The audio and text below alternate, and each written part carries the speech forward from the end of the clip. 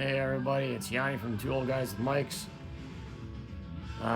Recently picked up the Ryobi compact router, the door lock template or jig kits for the door lock itself and the hinges.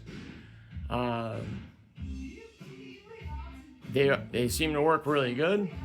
Comes with everything you need. Each jig comes with a router bit. Difficulty, since I never extensively used a router, is figuring out on a template like that or a jig like that is the setting of the depth of the router bit. Got that figured out, no issues. So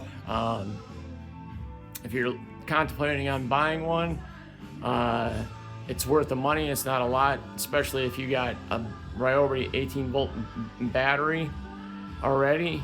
You could buy the router itself for like about $80. Otherwise, it'll cost you probably around, my guess, about $125, $140. So that's it. Have a good one.